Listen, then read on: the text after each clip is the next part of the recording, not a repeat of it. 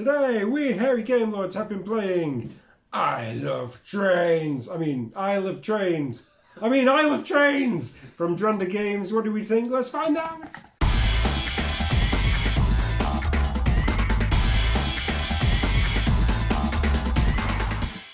Okay, slightly beardy James here. Isle of Trains is I guess a kind of a revised and extended edition of a modern classic. So Isle of Trains has got you on an island, and there's this isn't massively important to the game because you don't really use the island apart from for these contracts. You're trying to fulfill contracts by using stuff in your trains, and essentially you start off, everybody starts off with a level 1 engine. Oh, they're so slow. Look, you can pull 4 weight. It's worth 0.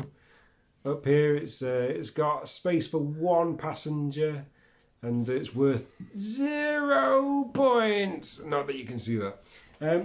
At the end of the game, you want to get as many points as you can. You can get points by delivering people to different locations. You can get points by filling other people's trains with stuff. You can get points by end game scoring. So for example, Andrew here had the central station, which got him points based on the delivered people. Right, if you've played the original, I'm just going to point out the biggest change, and the biggest change is this. Passengers! These guys are just beautiful.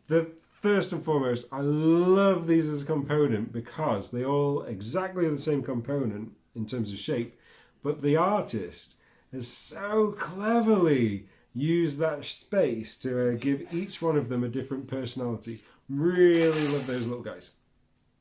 So, okay, Isle of Trains, how does it work? On your go, you're going to take 2 actions. That action could be taking a card or a little person from the bag, mystery person. That action could be building part of your train, and the way that works is through the costs here. When it says 3, you have to discard 3 of your cards from your hand to be able to get that part of your train down. If you're upgrading the same thing to the same thing but better, you pay the difference. So a great way to kind of I guess build your train over time, building your engine as such. The third thing that you can be doing on your turn is you can be loading your train. Now, these cards are just fantastically multi-use. Firstly, they're parts of your train. Secondly, they are the things that you pay with. Thirdly, they are the resources that go in. So up here, there's some oil. That oil can go into an oil tanker, either on your train, which is great for you delivering, but even better on somebody else's train. When you, for example, at one point we all had box cars. We were just collecting boxes for some reason. But the thing with the box car is, when you fill it up with boxes at the top, if you fill somebody else's, they get the benefit. So box goes in, it can hold 2 boxes, and then that person then gets to take 4 cards and then extra load, which doesn't sound like a big deal, but your hand size is so small, maximum of 5 cards, and loading stuff, it just takes so long. So you've got to feed into other people's trains in terms of loading them up with cargo so that they're ready to deliver, so that you can get your stuff going faster and get the bigger stuff down.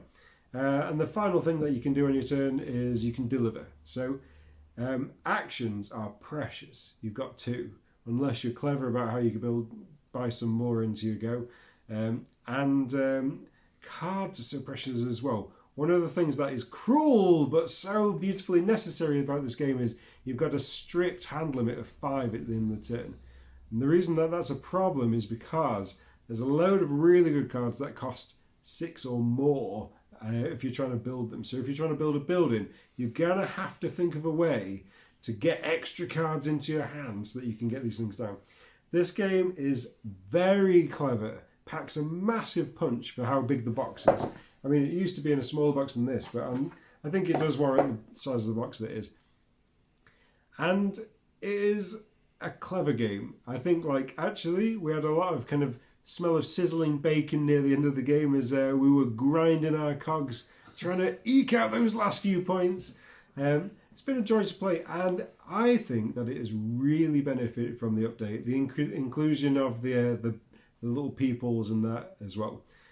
So if you've never heard of this before, you should check it out. If you've played the original, you should definitely check this one out because it's a great step forwards for this game. Greetings, 'tis I, the bearded lady. Now, I was a huge fan of the original Isle of Trains on in that kind of little box that it came in. Love the kind of multi-use cards going on. And, you know, the artwork was all right in that first game. The artwork in this upgraded edition is so much better. So much nicer to look at.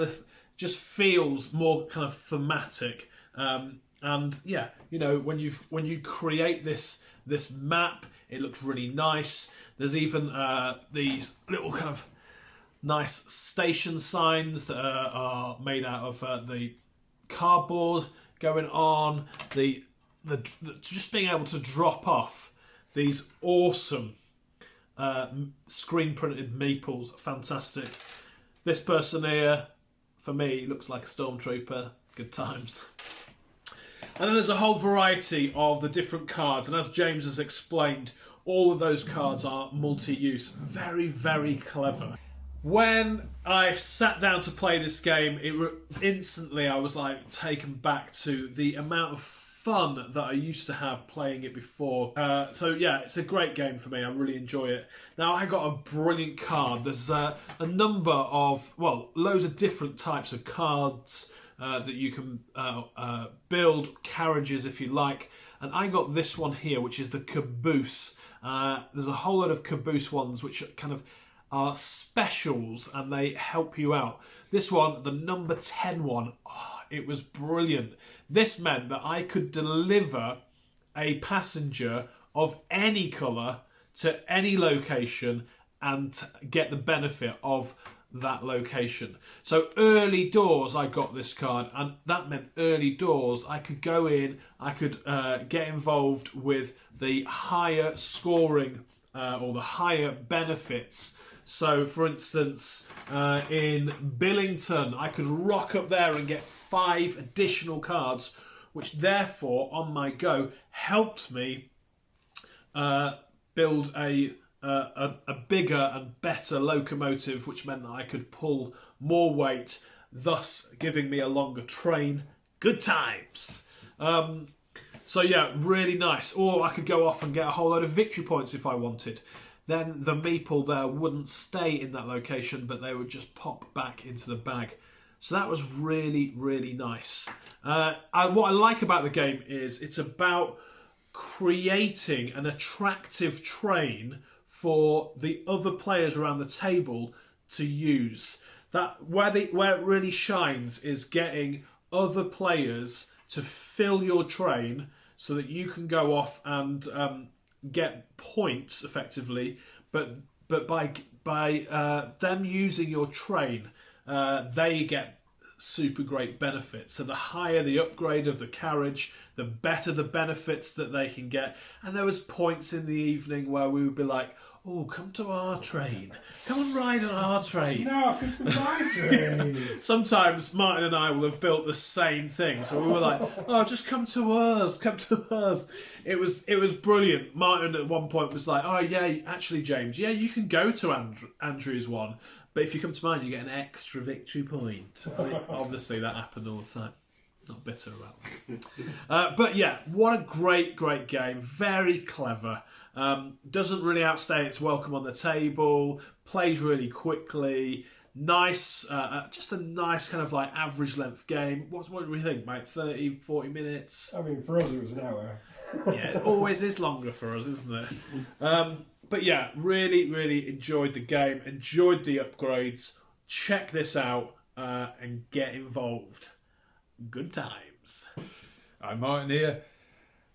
This game, I was very tired at the beginning. I'm even tireder now. But because of that, I did follow to pick up the rules and everything. But I did eventually get it, and it was relatively enjoyable. We did have some good laughs while playing, trying to convince each other to come to our magnificent trains. It was quite short. Yeah, my train was quite short. Joke. But it's not about the size. It's about the quality. It is about the size. Yes, but I did lose this game, but only by 1 point. So size isn't everything. I mean, what's a second? Yeah.